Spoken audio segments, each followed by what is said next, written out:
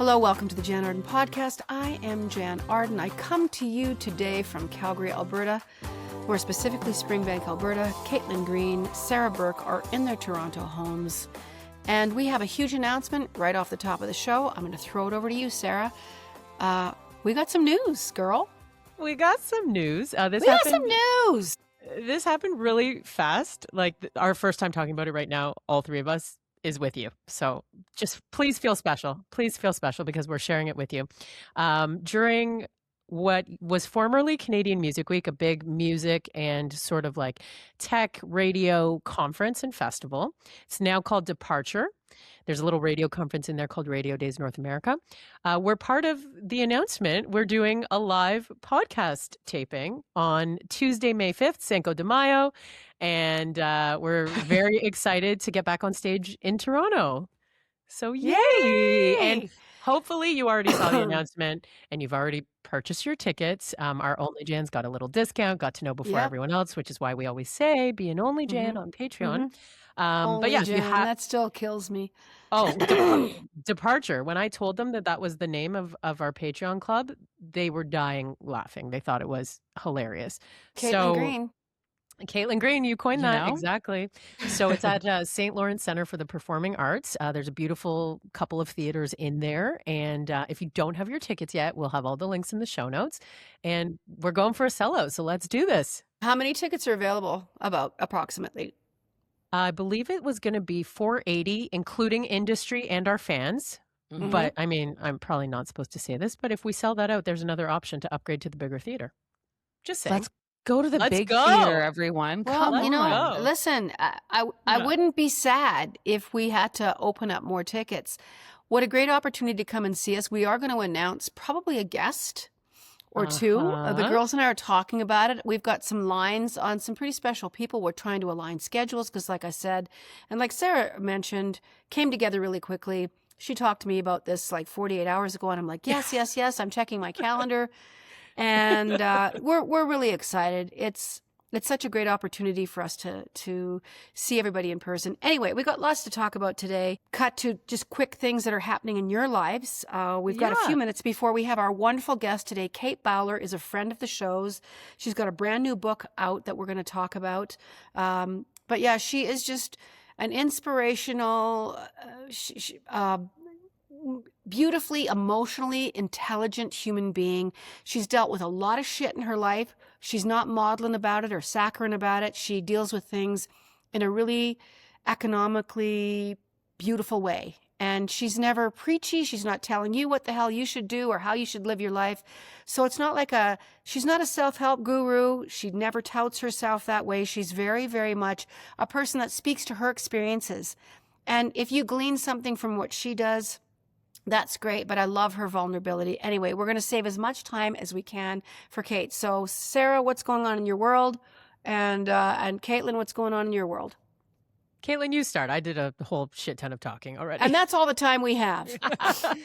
What is going on with me? I had my wallet / maybe identity stolen from a children's birthday party this weekend. What? That's where it happens. Those little shits get you every time. Right? Okay, but I won't besmirch the name of the club because like the police are investigating. So maybe it's somewhere else, but we think that it's like 99% it was at like this location. So it was at private. Targeted a children's party location. Well, no, it was a private like members only club. And so I went into the bathroom and I must have slipped my little card carrier into my small cosmetics bag. I go to the bathroom, I put lip balm on. It's like a kind of like a seating area because it's like a women's change room. And so I left it sitting on the counter. I didn't realize this until a couple like hours later that I didn't have my cosmetics bag, but I was like, oh, I probably left it there. No big deal. If I lose some lip gloss, like who cares? Not realizing that I must have slipped my card case in there. Shoot. So I realized this yesterday and the person has racked up $800 in charges, which I'm obviously now disputing with my bank. So I'll get the money back. It's fine. But it's just a funny thing to have happen. Whoever you are, fuck off. People are working hard for their money. You are a piece of shit. And I don't know what's wrong with people. I'm just going to say that. It is unacceptable. And I'll tell you what, to go a little bit further, this is a women's change washroom facility. If women cannot support women, have women's back, and protect each other in a goddamn bathroom, all is lost. So you're a fucking turd. I mean, Karma's a bitch. That's all I can say. Sorry, Caitlin. Sorry that's happened to you. unless they've looked me up and are listening because they're trying to steal my identity, which Then I'm what now is your worried about. message for them? And my message is give my identity back and don't put this on the dark web. I'm worth nothing. You would never do that to somebody else. No, I know that you would go to someone who had a microphone or a PA system, or even you would like tap on a glass and go, "Hey, ladies, just was in the bathroom. Who left this little sparkly cosmetic bag?" Yeah. That's the thing to do. Yeah, So but they saw it. It's bad karma. It's This is what I will say. unacceptable. It's a shitty thing, and you're a shitty person. And, get Jann, yourself together. Jann says you're a turd. I love calling people a turd. So that I happened. do I'm too. shaking it off. I went Okay. to a fantastic stand-up comedy show over the weekend for a comedian named Rory Scovel. And I cannot recommend, it was a special that's being filmed. So when it's released, I'm assuming it'll be with HBO. That's where his last special was.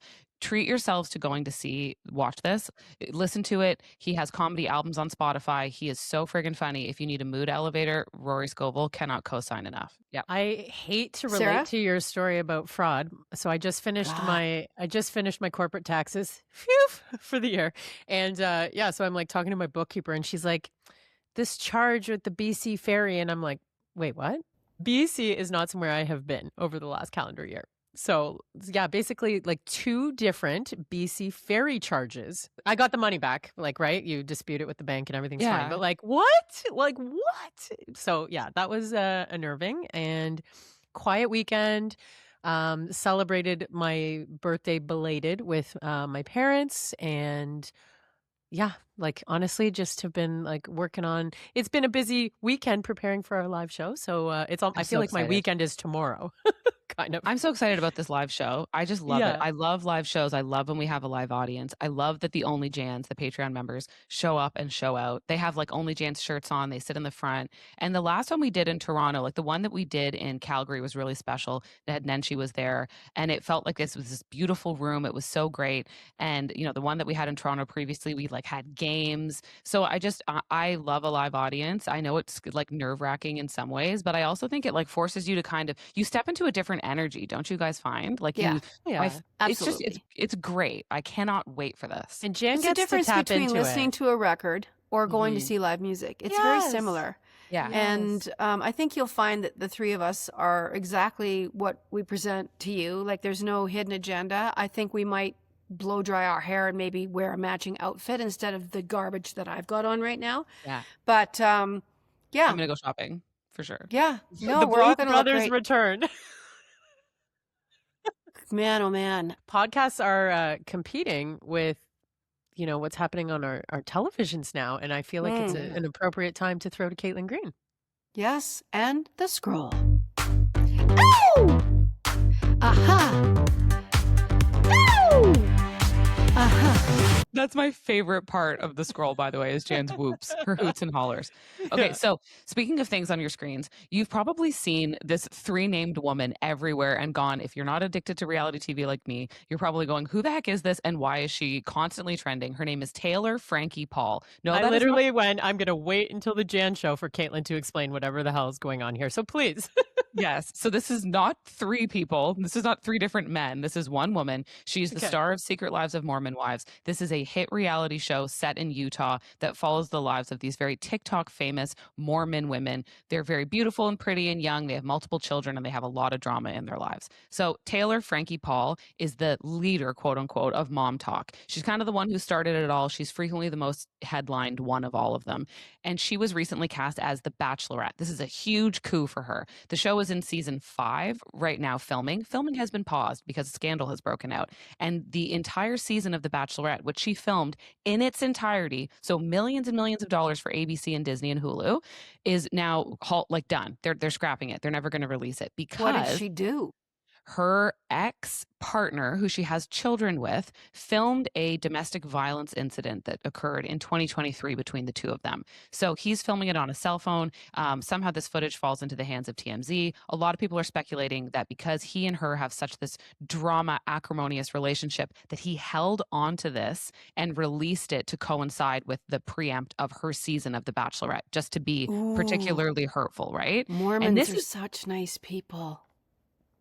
Jann, the bubble has so burst on this. Like anyone who thinks that this is like, we're really What in the behaving devil got into them? truly what in the devil. So I will say the video is heartbreaking. Anyone who's seen this knows there is a child heard crying in the background. She throws a stool at him. It's alleged that the stool may have accidentally hit the child.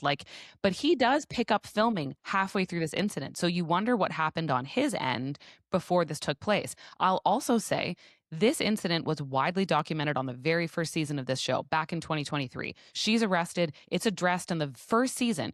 Police go to the house. You see body cam footage from the officers. This is no secret. What happened is that the video is now being released publicly, so people are seeing it for the first time. But ABC and Disney, which do so much research into whoever they cast as the Bachelor or the Bachelorette, they would have known about this. They knew well about this, and instead, now they've kind of like gotten a little bit caught with this video being made public, and they're trying to distance themselves from her. So she says she's going to release her side of the story.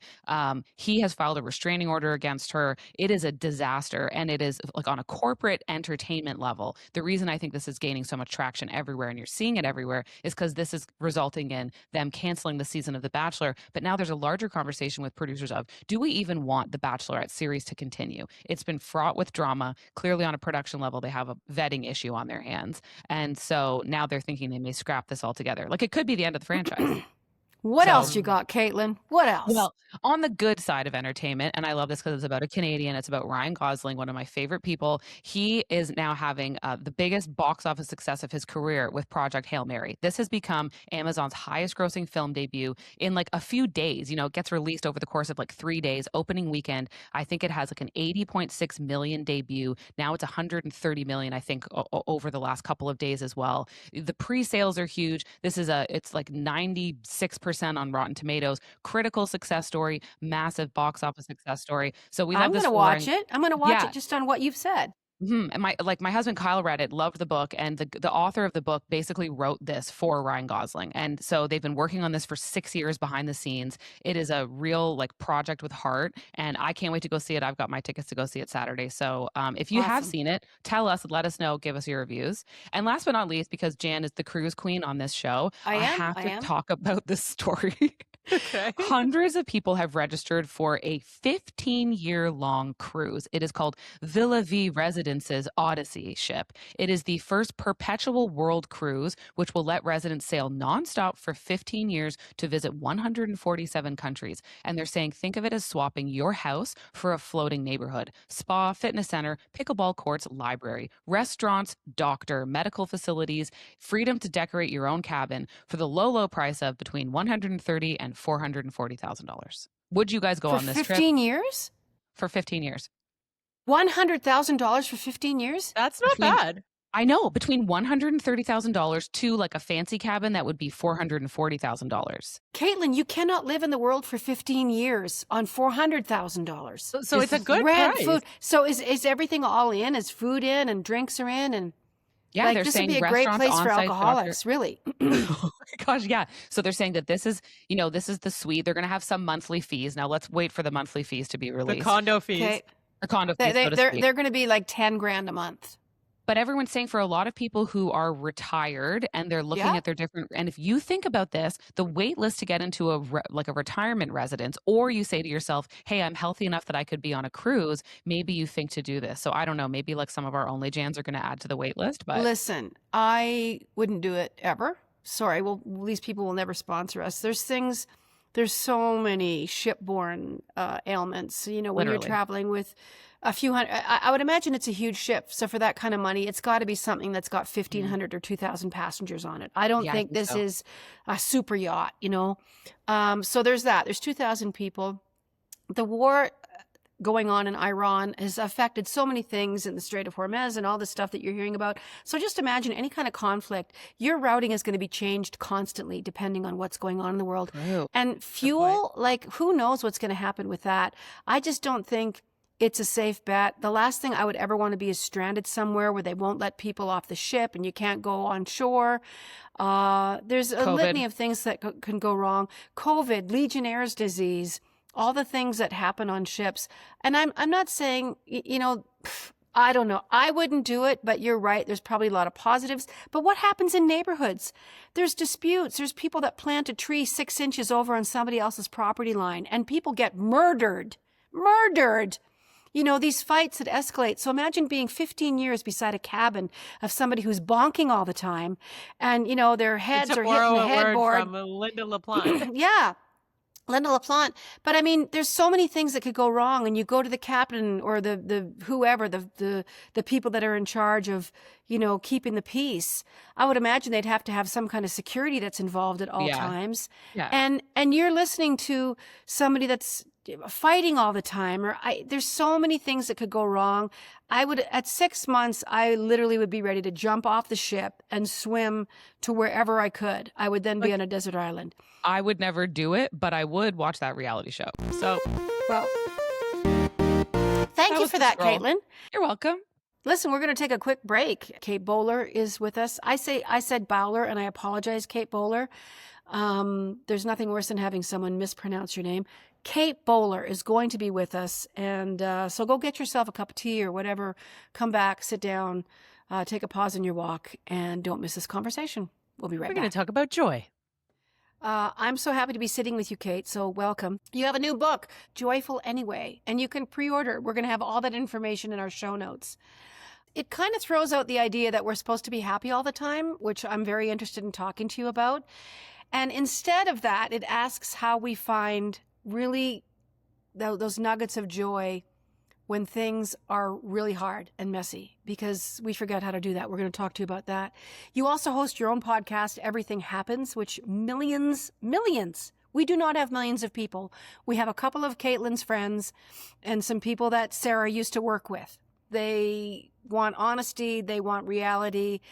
You know, they don't want a how-to. They just want to know that other people are experiencing the stuff they are. You're actually on tour right now, so thank you for taking time for us. Winnipeg is already sold out. You're having one of our friends, Meredith Shaw, is going to be with you. Toronto is coming up April the 2nd, so you still have an opportunity to see her there with Rick Mercer, my old pal Rick Mercer. Anyway, Kate, so happy to have you with us. Welcome. How are you? Oh my gosh, I'm just so glad to be with you guys. I'm not only like the biggest fan of this podcast, but I just always have a good time when I'm with you. So, hello, lovelies. Well, I love your background, first of all. Yeah. Oh, I decorate like I run a Victorian orphanage. And so if you're a haunted child, come on by. It looks really pretty, and you have a Winnipeg, like a little pennant behind you.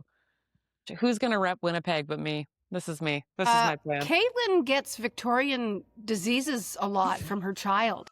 Do you have, let's get a fainting couch for you then.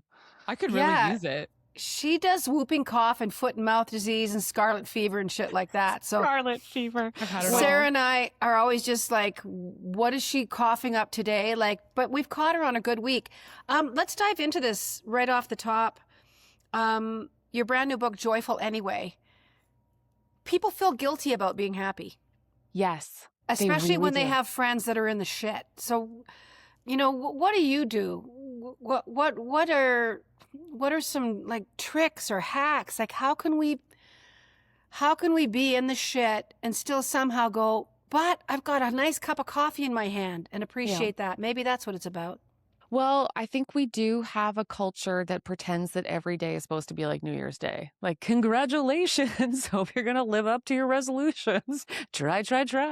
And I think especially for women, we've been given these like, we're just 5-step exhausted. Like, can I buy larger water bottles for women? Like, how many vitamin C supplements with liposomal delivery do I need to have in every beverage? I am at the point where I like cannot be optimized anymore. And I think with this like happiness, do better, good vibes culture, it has left all of us feeling like we were supposed to have figured it out and never can. So in light of that, I was like, well, then what do we do? Like, what do the rest of us do if we can't always be better? Like, shouldn't there be something wonderful we can still be promised, even though we're not always going to be happy? Does it come down to life is hard, things are going to be shitty? You were not promised this beer commercial of a life, as you say. And like on top of that, are we a generation of people, maybe not so much, but people, the generation below us, and then maybe one more below that, are they just not used to obstacles and they're just not used to having to overcome hard things? Because we have grandparents that tell us, I went up to school, I walked 14 miles both ways uphill, and we ate coal. That's what we had. That's right. Delicious black lung food. Yes. I mean, it is, I'll say honestly, I think we're in a really weird cultural moment. I think we are just self-helped up the wazoo. I think everything that's sold to us is like a breathing practice or something about being grateful.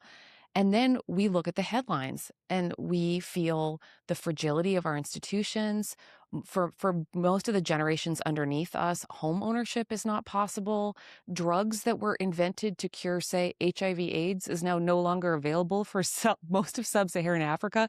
And yet somehow I can get free same-day shipping on my acne patches. Like, what kind of apocalypse is this? I think it's very strange. And I think what we have is this real sense of fragility. Over top of that has been laid this insane good vibes culture, which mostly sounds in my mind like ee all the time. It's very stressful. So if those two things are only superficially interacting, and both of those will either say do everything or don't even, like, there's nothing worth doing, just despair. Both of those are not, they're not human-sized projects. And I'm just very interested in, like, because I really believe that there are lovely things about being a human that are available to all of us. In fact, they're free. In fact, they're so gorgeous. They're gifts we can give each other. And that's why I got so interested in joy, is like, is joy something that can actually carry us through the light apocalypse without trying to 5-step us into another kind of mania? And I think it really can. Caitlin, I want you to jump in there. Curious about kind of like the concept of, like, I think about like big pharma and like big tech and stuff. I think there really is like a big happy. And so part of me feels like it's an industry. And the second that people quickly identified that there are eyeballs and there are people willing to pay money for someone to, please, for the love of God, tell me to be happy. How do I be happy? I want the 12 steps. So do you feel like that is like a kind of like a byproduct of the demand that like this industry has been created? And do you sort of see yourself as being like this outlier rebel who's like flanking the vessel like Greenpeace, being like, hey, this isn't working for everyone? Like, first of all, Kaylin, I love you. Every time you talk, it brings my heart gladness. And I mean, you're right. There is a big happy out there. It is a wellness, health and wellness, which is just health, wealth, happiness optimization promises, is a $12 billion a year industry and growing. Jesus. It is especially targeted to women or all those of us who feel scared and sad. And it has repeatedly really done a very funny thing. Theologian Miroslav Volf calls it the happiness tangle. And it's a funny description of what's happening. Is if it goes like this. Did you know that if you look into your partner's eyes for 30 seconds, you can experience small but measurable increases in happiness? It's this nice, like, sweet NPR voice. And then they're like, oh, okay, that sounds statistically significant. And they're like, did you also know that people who go to bed at the same time as their partner, and then they just start adding up all these small statistical associations, and then they repackage it as an existential claim about what it actually means to feel good about being alive. So instead, we're just given like a million tiny little bricks, and they're like, don't worry, it'll add up to a big happiness castle. And we know that it mostly just leaves us tired, exhausted, and definitely poorer than when we started. Yes. Yeah. Which makes me bananas. It really does make me, my whole life, it just be me being like, this makes me bananas. Well, and I think it makes everyone bananas. And like the reason why I feel like your books are so good and your podcast is so successful is because everyone's kind of like, we all feel this way. But when that's sort of the line that gets pushed by like big happy, it eventually derails you just because you're being given this information so much. It's like this echo chamber. And we do need a few people who are like living in reality and have had bad things happen to them, things beyond their control happen to them. And they're saying, hey, like, if this doesn't feel like it's resonating for you, you're not alone. You're not the weird one for saying that this isn't hitting the same way that it used to. the more we sign up to the feeling that we were supposed to always be happy, I think that the more we're chasing happiness, the less we are likely to experience Yeah. genuine joy. Yeah. And I think it helps if we think about happiness and joy as being actually like they're cousins, but they're pretty different. I mean, they're different psychologically, they're different neurologically. Like happiness is a sense of ease. It's comes from the word hap, the Norse word for happenstance, which just means like stuff that happens to you. So if you're a happy person, congratulations. You're probably like, there's a nice breeze and your beverage is the right temperature and no one's fought with you that day. You have this accumulated sense of luck being on your side. Joy, on the other hand, is not a sense of ease. It's like this jolt feeling. It's this bright, enlivening feeling that's really interesting because it coexists with both your dopamine, like all your reward systems, but also your stress systems. And the second I read that, I was like, oh my gosh, that's why I can still feel joy in the hospital or at a funeral or in like a weird moment where nothing was supposed to happen when nothing was fixed. Like, joy is actually possible inside of our realities. Happiness requires that everything will have worked out by then.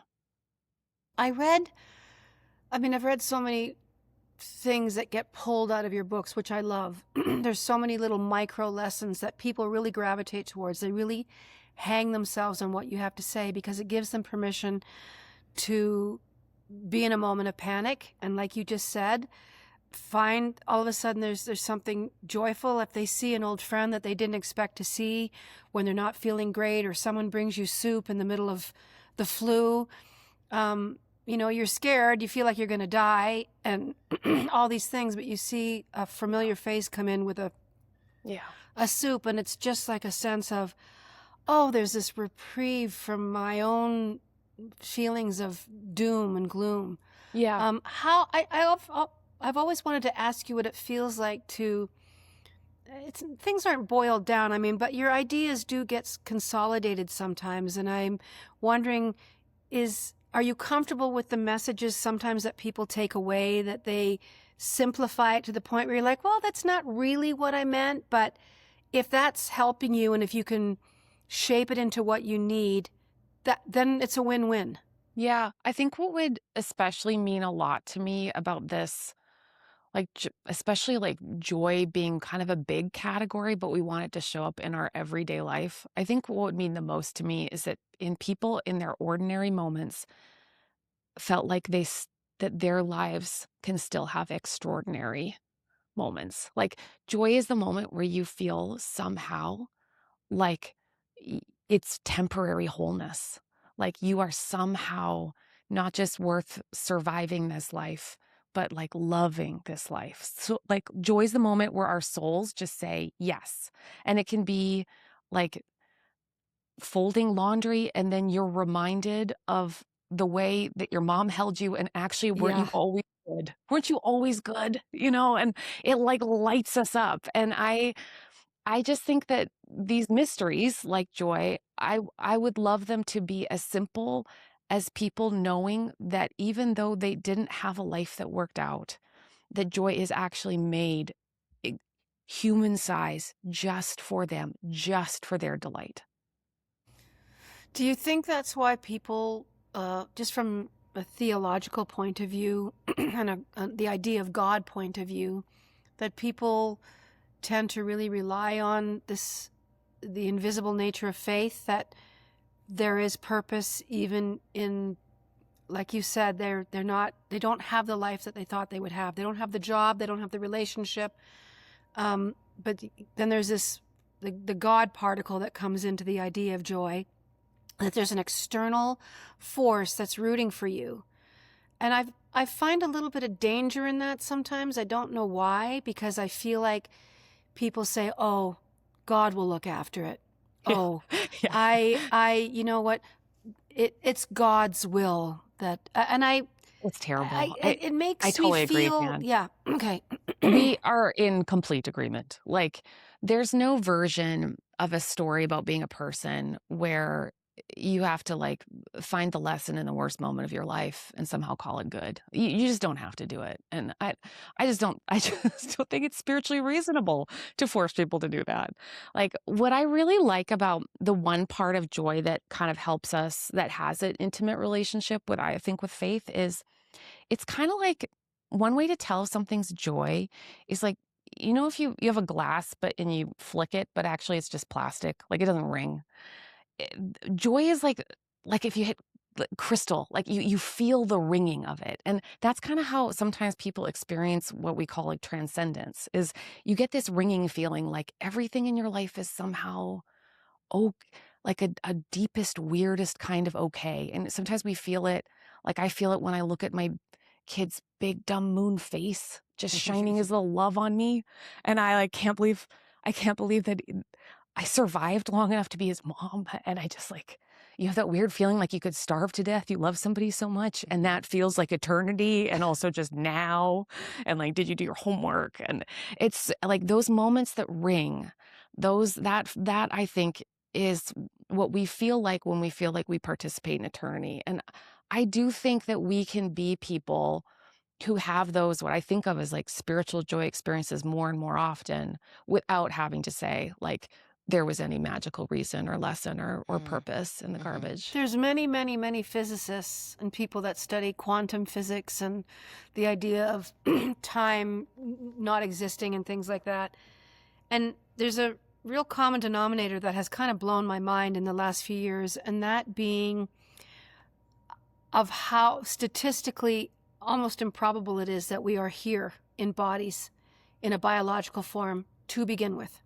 And I do talk about this a lot because I find it fascinating, wonderful, joyful, spectacular, otherworldly, science fiction, whatever you want to call it, the fact that we are walking around on the planet. And I think if a lot of more people let themselves be kind of more, I don't know what the word is, just more open to the idea of absolute pure magic. Yeah, that's as a person.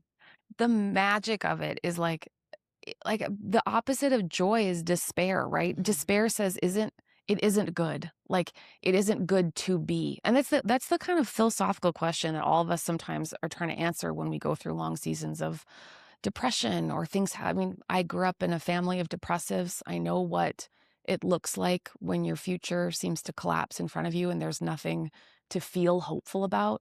But every now and then when we recover that feeling, like you're saying, that it is just kind of a miracle that we're on the earth. I mean, look at your hand. You guys made people. Sarah and I haven't, but I cannot fathom looking at a person that came out of your body and not question everything that you think, even in the middle of all the wrongness and all the pain, to exist. And maybe that's just not enough for people. I mean, we were just talking about the manosphere. I'd love you to weigh in on this. Oh my gosh. But it's a documentary. Louis Theroux kind of speaks to these men that are kind of snake oil salesmen, as Caitlin puts it, and clearly manipulating young men to give them basically money on a monthly basis to support their lives, their idea of masculinity. But I just see that as human beings that are completely detached from the wonder and splendor of love and affection and joy, real joy. Yes. That it's been supplemented by this false sense, whether it's money or women or sex or all those things. But can you comment to that at all? I don't want to put you on the spot, but it seems to be a real talking point with women in particular, looking at these men. Oh my gosh, that documentary was quite telling. And there's one moment in particular that really stuck with me about this one manosphere influencer looking at a woman and saying, well, you have inherent value. You have, and then naming her anatomical features. I have to admit, I thought about that for a long time. That he was effectively saying that women were good only insofar as they were useful to him. And I think it takes all of us a long time, and women in particular, to be able to answer the question of their own goodness, totally separate from this sexualized perversion of like whether or not we are good, just good, not useful, not beautiful, not pleasing, not perky, just like inherently, unshakably good. And I think it's quite horrifying that we are now so busy instrumentalizing each other, making each other into things, that we're going to strip people of that fundamental story we all need to be able to tell that says like, yes, this all on its own is the best idea that God ever had.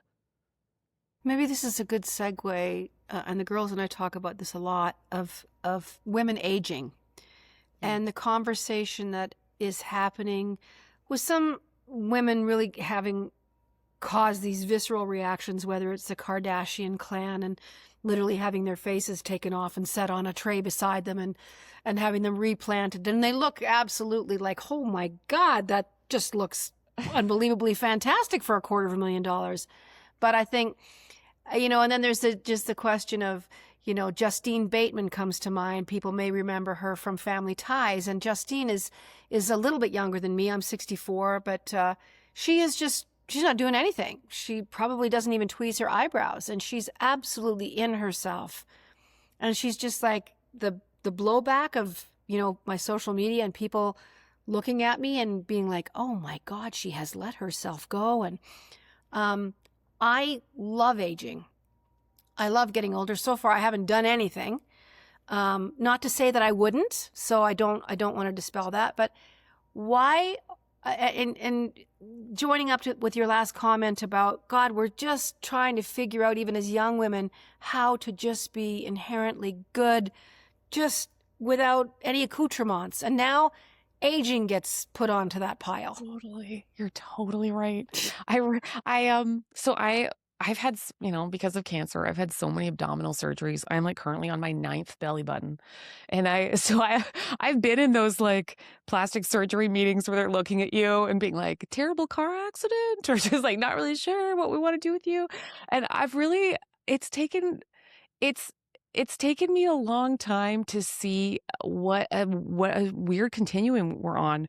We're like, unless you're a billionaire, like, and can afford tasteful alterations, like you do get the body you get. And most of us, I think half of Americans, I'm going to guess at least a third of Canadians have some form of like chronic illness, chronic pain, so we're not even like supposed to be optimizing our faces at this point. We're mostly just trying to make our parts work and like both kidneys functioning. So I do think that like we have extended our story about perfectionism to like such insane degrees that now actually no one can win. Mm-hmm.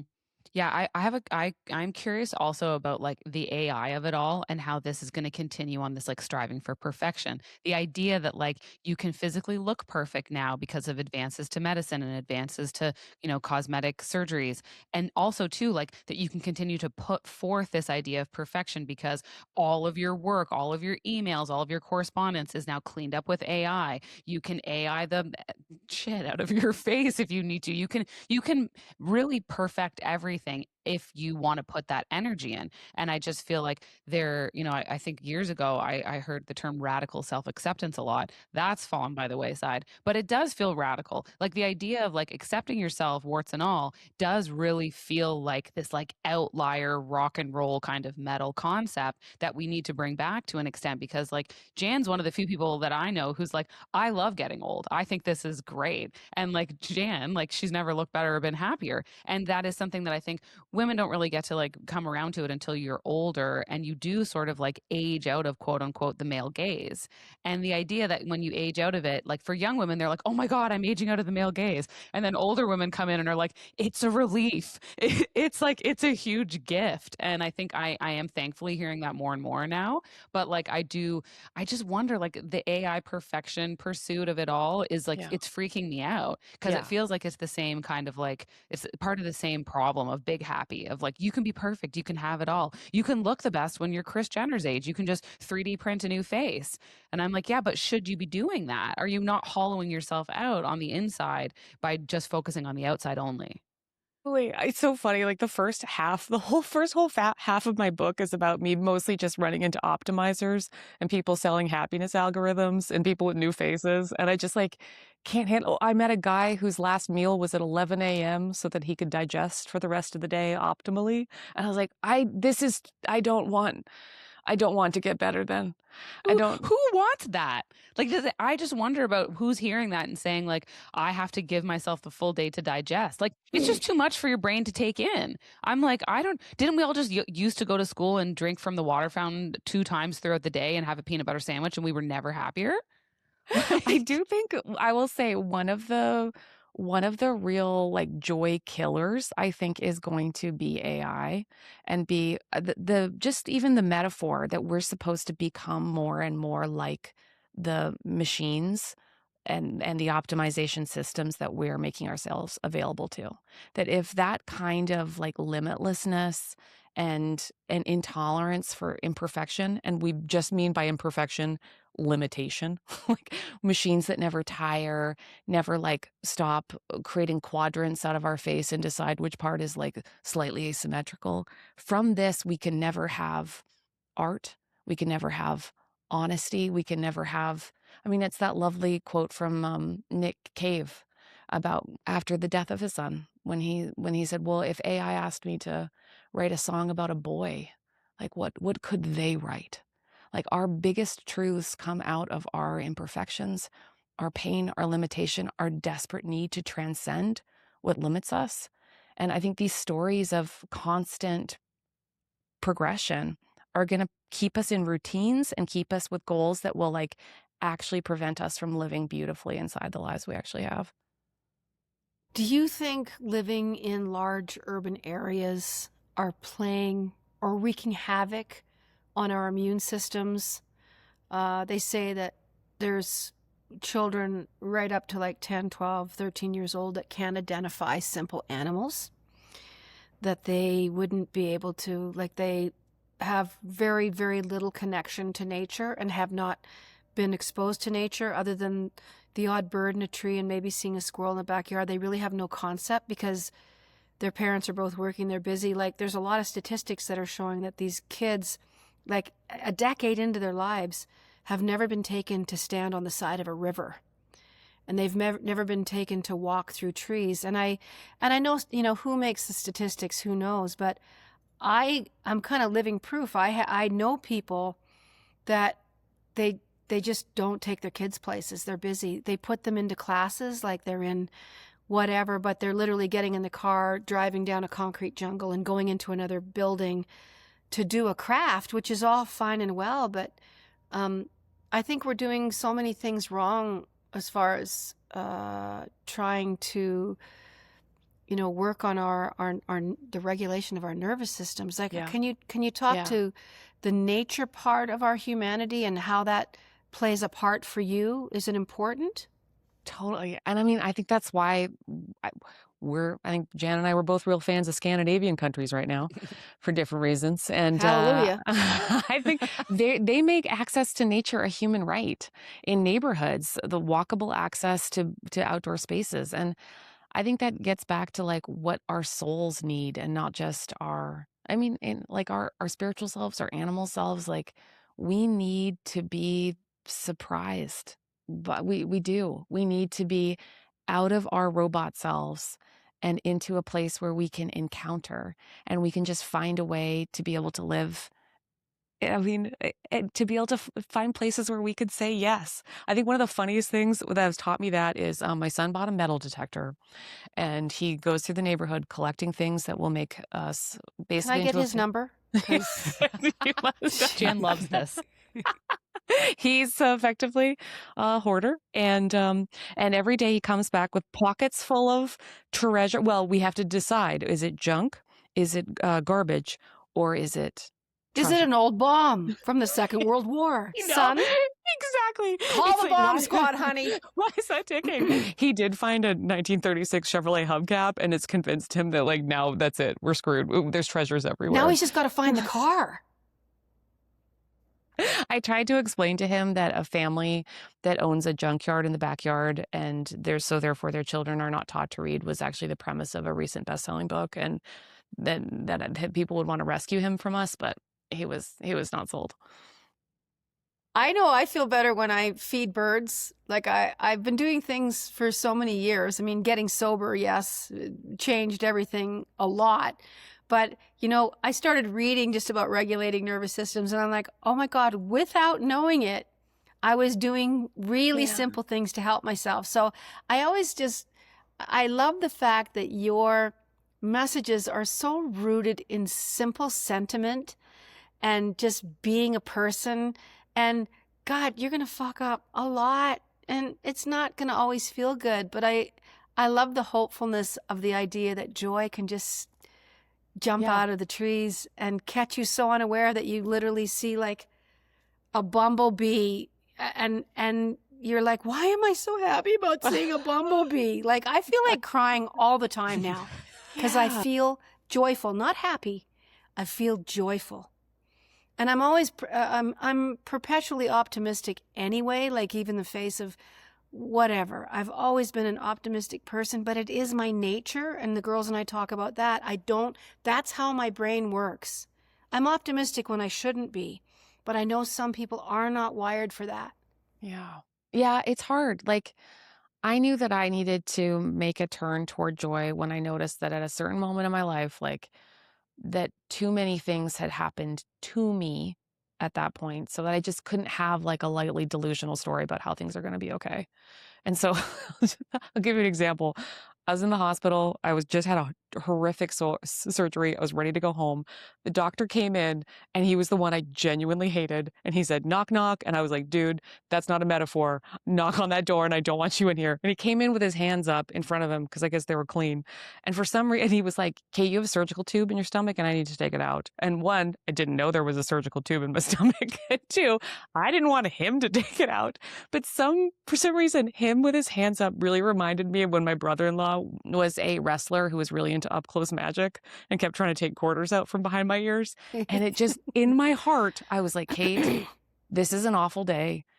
Nothing you wanted happened. Like, you're just like up to the eyeballs in medical trauma. You don't want to do this. And I saw those stupid arms up, and I was like, actually, I'd like to see if you could do it as a magic trick.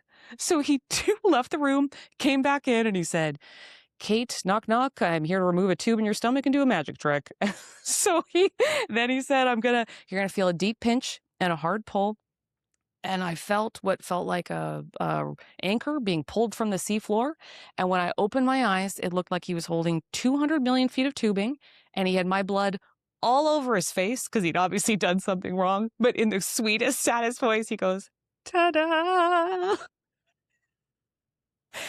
I was like, oh, I cried. I was laughing so hard. I was happy, like, and joyful and delighted for like a week. And that's because in a world of no, and it could have been the same way, I figured out a way to say yes. And then magic happened because people really are magic. Mm-hmm. I didn't think I would hear stomach tubing today. I just didn't think I'd hear that word combo. Listen, Sarah, I want to throw it to you because we talk about you so much on the show, and I want Sarah to weigh in on any questions we have. She put together such an amazing package for me. The girls both give me, there's a million questions here that we are not going to get to because you need to be a 44-part series. And now part 172 of our conversation with Kate Bowler. Kate Bowler. The word happiness versus the word joy is like a big part of this book for you, which I haven't read yet. And I'm hoping that we'll be able to read it in our book club, maybe. Yeah. That we should raise this with our only Jans in the Jann Arden book bag. Chance Is it so funny? Caitlin came up with that. It's brilliant. Only Jans. We focus on feet. Funny. But the feeling of joy versus the feeling or supposed feeling of happiness, like describe it in your body, because there was a point in I feel like it was over the last few years where like the word joy has been annoying to me, but Totally.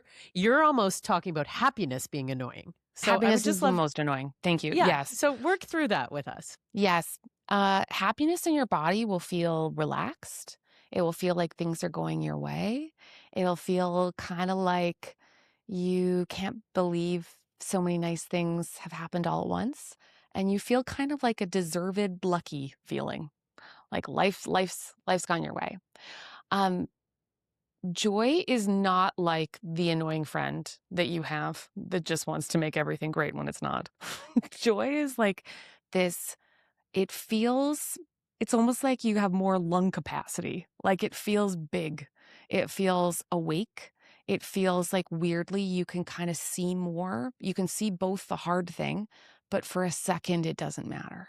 And it feels like it bubbles up from inside of you and just lights you up. And the closest little friends to joy are, it'll feel like gratitude. You'll just want to say thank you. It'll feel hopeful because it makes you believe that things are still possible for you. And it'll feel like delight because it'll make you happy in a way that it wouldn't necessarily make someone else happy. It will, like my joy language is absurdity, which is why I love like world's largest things or Yeah. like just dumb, ridiculous situations. So that's how I know it has like lit me up from within. And just because you're also a podcaster, I thought that we'd throw this over to you too. Like maybe you use this as a tool in making decisions about what guests you're going to have or what topics you're going to cover, but how do you define between those two items? And almost like for happiness, it almost feels defined by society versus defined by yourself. If I'm following the thread that you were on there, whereas joy is defined by like everything encompassing in you, right? So yeah, how does that happen? How does that filter into your podcast? I love practical wisdom, so I love like people who've gone through something. But I think what's bothering me about, all the books and all the emphasis, especially in podcasting world around happiness, Yes. is I think it can be very simplistic and I think very tiring for people who've really already tried everything. And the reason why they feel the ache inside is because they actually needed someone to start with a different kind of honesty rather than a Yes. different kind of formula. So I do love it when people have like the earned wisdom of still believing that lovely things are available to them and they want to make space in their lives for it, but they're not interested in someone like screaming at them and then overlaying reality with just another solution. We are running out of time, but we have time for a few more questions. One thing I really want to ask you is about your friendships in your life. I'm sure that you've come up to places in your life where you might feel like I'm putting so much on my friends. I'm asking so much of them. How do you sort of navigate friendships, either old ones or new ones? It's always wonderful meeting new people as we get older in life. It's really one of the joyful things in my life is to make those connections. And I'm just wondering if you can speak to that a little bit, just about friends. We talk about that a lot. I mean, friends, the great loves of our lives. And I think one of my favorite things about friends is that in the good times and the bad, they're not just like, they're the witnesses. They're the ones that just say, "Well, didn't your mom say it like that?" Or doesn't this remind you of? And I think there's such a lovely relationship between actually the word witness and the word suffering actually is they both mean the person that said this was real. And the way I feel like, frankly, so deeply loved by the people who can reflect back to me what really happened. And so one funny thing that my best friend and I have started doing as a result is we started keeping a hilariously specific list of our resentments. We call it the list. And a friend who kind of has your list in mind is not only great at parties and jokes, but can also help remind you like, are you keeping your list current? Are we going to let go of some of the old ones? Can we add new resentments to the list? And can I help you be someone who like talks through your list and like gets a little movement in there. So my best friend and I have like an appointment for after this book tour to like clear a couple things off the list while we can. I love that. I think it's good to keep some grudges on paper with pencil. People that piss you off or things that you don't like. There's shared values, and there's also shared, fuck, I hate that. I hate when that happens. And there's nothing like a friend to discuss that, whether you're sitting in a mall with a mall coffee and just going, talking about stuff. There's something that happens. It's such a release. Caitlin, we have time for one last question, and I'm going to give that over to you. I have a question as like a parent, because we both have kids, and I'm wondering how you sort of like talk to your kids about joy, and if you've given them any sort of pearls of wisdom about finding like joy in their lives and navigating. And also because like you've been chronically ill, and so they've had to navigate a lot in their little lives, how having a mom with a chronic illness. So how do you help them find joy? Well, it's funny because my I have a kid named Zach, and he really is sort of like a little joy monster. His like pulls out a little tab from a can from his pocket and is like, Dr. Pepper, the best drink of the day. And the truth is like he's like treasuring it. And I do find that we have this, like a lot of parents do, a little review at the end of the day, and we do a little prayer. And I find when I'm like on my knees at the edge of his bed, looking at his gorgeous, like big face and his little sticky forehead and his enormous froggy eyes, it is the moment where I can like renew my joy. I can review my deep gratitude as evidence that in that day something really beautiful happened. And it's mostly because I'm like trying to take it off his nightstand and be like, that's not diamonds, honey, that's glass you picked up in the yard. Do you ever just sometimes look at your kid and start crying? Like you talking about him, I'm like, I'm going to start to cry right now. I love you so much, and we all need tetanus shots. Yeah. Yeah. Well, I mean, I have a dog, and I certainly don't have children. I'm about to have stepchildren, which is wildly wonderful at my age. But yeah, I think what resonates when both you and Caitlin are talking about your kids is that it's not about you. It's somehow when you appreciate somebody else's pure joy, and that you would do everything. You would drain every ounce of whatever you had in your body and hand it to them without question, without fail, 100,000% of the time. And I think there's a lesson in that for sure.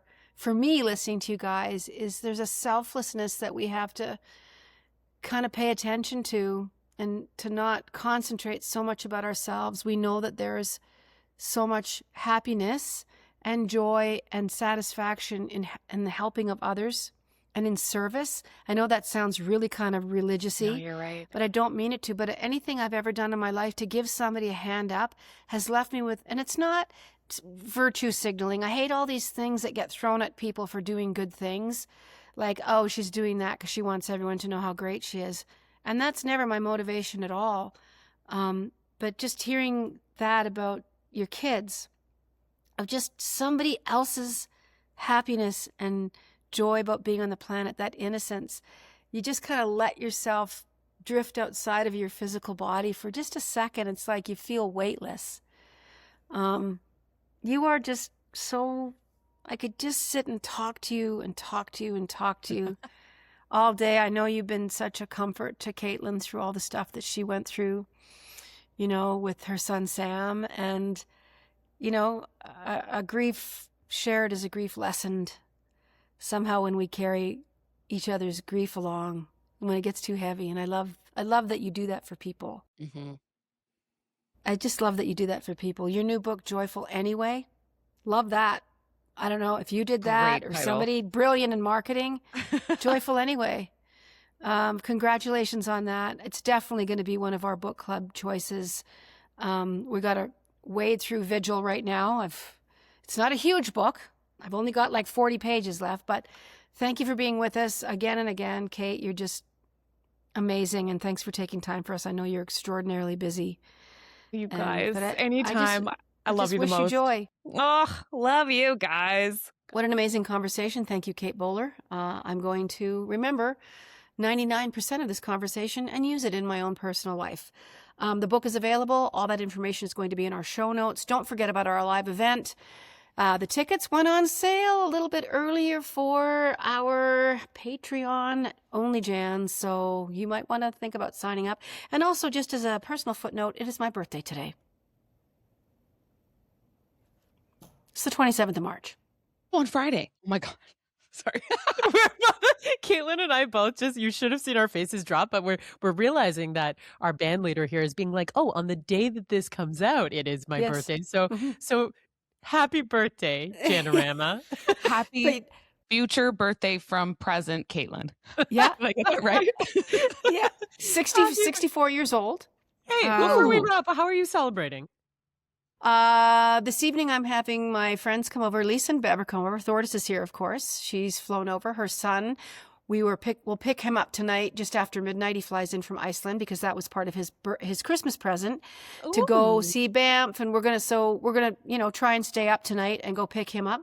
And but yeah, I've got some Chinese food, a bunch of vegetarian stuff, and noodles and veggies and tofus, and shrimp and chicken for the people that do so eat that. But we just thought, yeah, we're going to just do some Chinese food from Signature Palace in Calgary. It's excellent and awesome. I've been going there for years and years. And I think we're going to play Cards Against Humanity. Oh, I love that. This is a special birthday with her son coming and everything, and like the lead up to the wedding, and I love it. I think that's so nice. No, it's going to be lots of fun, and we're both trying to make the effort to go back and forth. And I'm only allowed 90 days out of every 180 in Iceland. Okay. People have asked me a lot of questions about how that works. I will not be getting citizenship. You have to live there for I think 1 or 2 years and work in Iceland and stuff like that. There's other avenues to secure like long-term stays in Iceland, so we'll have to think about that in the next few years. But 90 out of every 180. So I got an app just really quickly. I know we don't have a lot of time. I got an app that shows you. So it's a moving target. So the 180 days moves constantly. It's not like from January 1st to December 31st. It doesn't work that way because people's lives don't work that way, especially when you have a partner. But anyway, this thing has helped me so much. It's like you are at 58 days. So you basically, in this time period, have another X amount of days. So anyway. So you kind of like earn your days. That's kind of cool. Yeah. So as the calendar moves, the stuff that you traveled 2 weeks in April, once the calendar moves over that period in April, those 2 weeks are gone. So you kind of have a constant refresh and reset. It's just a moving target. Yeah. But man, they ask me every single time, about the 90 days. And I'm like, yes, I do. I've got we're going to have to do left. A live podcast in Iceland next. So that'll be a work visa for all three of us. Okay. Well, how fun would that be even if there's like 9 of us sitting there? That would be really, really awesome. We could do it in Thordis's living room. Great. We just do it from in front of an active volcano. Why not? There's a few of those at any given time. Anyway, we do have lots of fun things coming up. May 5th is a reminder of our show. There's still a few tickets available, I believe, and we would love to sell this out and move into a bigger theater. That's just a reminder there that is definitely a possibility. We will announce a guest. Hopefully next week we'll know who's going to come and say hello to us. In the meantime, we have some voice notes from our fans. Well, I hope they're wishing you happy birthday. Here's your first one. Good morning, ladies. This is a wedding singer's audition. Oh, the sound of the wind through my heart makes me glad for all the ones that never know mine. Jan, I wasn't sure if you and Thordis were auditioning wedding singers, but, I just thought I took a chance and kind of throw my voice into the ring. Pretty good. I hope all 3 of you ladies have a great week. Bye. What's your name? Send me your agent's number. I was gonna say, we'll never know who it was. What a beautiful When voice. you audition, make sure you leave your rap sheet. Jan will get back to you. That was wonderful. I'll use. We need to get Tarot, Lori in here to figure out who that was. Here's another one. Hi, Jan. This is James Malash. I'm taking my wife to your concert in Windsor, Ontario in June. She's turning 70 will be sitting in the 5th row. You facing the crowd to be on the right-hand side. It would be awesome if you could just give her a shout out for her birthday. I'm just going to say James's wife, and I will do my fucking best to remember James. I'll Row put an 5, Outlook just to my right. reminder. Sarah's going to do a reminder for me, and the day of the show, she's going to say James and his wife are there. I will do my best. 70's a milestone, and 70's the new 40. Everybody knows that. Everybody knows that. Amazing. Okay, we got a couple more here. Good morning, ladies. Kelly from Sault Ste. Marie here again. Your podcast about friendships really hit home. My grandmother growing up used to say, never lose your friends. Your friends will always be there for you, no matter what. And that is so true. I surround myself with such positive, amazing people. I have friends from elementary school, from high school, and most recently, the last 2 years, I've met the best bunch of people that I work with that have given me such joy. They actually, for my birthday last year, Jan, got me a cameo from you because they know how much I love you and they love me. Aw. I have had some friendships that have crossed some boundaries that I've had to end and that were very difficult, but it was better for me. And those friendships that are near and dear to me are the best things. They make me smile, they give me happiness, and I love my friends. That was Kelly talking about our Patreon talk last week. Yes. Oh, So yeah. we had quite a conversation, and you can sign up for Patreon, and you can listen to all our content this Yeah. last year and a half, 20 months. Mhm. And we talk about some things that are really different from obviously our terrestrial podcast that's just got no paywall on it. But it's worth the $5. But thank you, Kelly, Yeah. for those comments. Is that it for voice notes? That's pretty One damn great. more. One more. Jeez. Hi, Jan, Caitlin, and Sarah. This is Michelle from Arizona. I just wanted to first say I hope you guys know that not all of us in America, or the We USA, know I should that. say, We know. We know. are following this craziness going on here. I would love to be Canadian at this moment, but anyway, I just wanted to confirm that not all of us believe. In fact, I feel like there's a lot of us that don't, and There are a lot. I hope that we're on the right side of history. But outside of that, I just wanted to say I am a huge Murdoch Mystery fan, and I saw that you're going to be on this season, and I cannot wait to see your episode.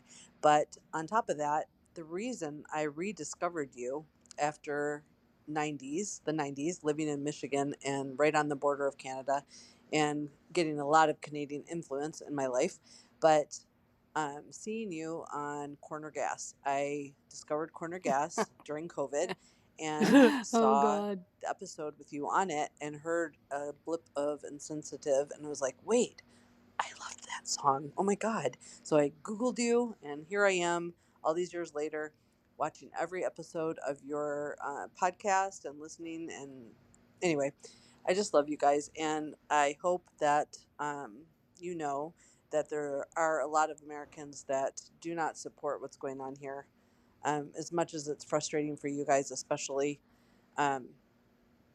we're embarrassed by what's going on, quite literally. So anyway, thank you guys. Love you. Bye. Don't you worry about it. We Yeah. know that, and the tides are turning. We always feel like it's the last gasp of MAGA, and we just have to keep believing that. But thank you so much for your support. Thanks for listening from Arizona. We love hearing from fans from all over the world. But yeah, thanks Before for we listening wrap, today. I What? just Yes. have to, if you've been watching on YouTube, I just feel the need to clarify that Jan is drinking a non-alcoholic White Claw, and she is not Yeah. back on the bandwagon. No, I saw the White Claw logo, and I was like, oh It's- boy. It's Boy. zero. White Claw. Zero. This is so good. And Sponsor us. I found it at Costco. Costco, feel Mhm. free to sponsor us. Yeah. But they have a cherry pomegranate one that's so delicious. They're just refreshing. Ooh. It's 10 calories. There's no That's not bad. artificial sweetener. No, it's corn sugar. Fuck, I'm going to die. Anyway. Take that back. Don't sponsor us. But no. It's 0.0 alcohol. Wait, I'm so sorry. For everyone else on YouTube, Jan, can I see your manicure for a second? Because I'm a nail addict. Did you get chrome or cat eye? You got cat eye. This is cat eye. Yes. So beautiful. Good. Thank you. I really love Thank that. you. We're Shout gonna out. talk. We're gonna talk about this on Patreon, guys. Okay, this is our Okay. tease. Over to Patreon. Bye. Let's talk Bye. about it. Bye. Totally Oh do. Caitlin, you said you wanted to talk about something on Patreon. I'm going to explain a dating term that has horrified me called telesexual. Da, da, da. We're going to talk about It's having telesexual. sex online. Well, I'm going to tell you. Okay. Well, tell me now. Tell me now. Okay. Really, I'm going to say toodly-doo one last time. Toodly-doo.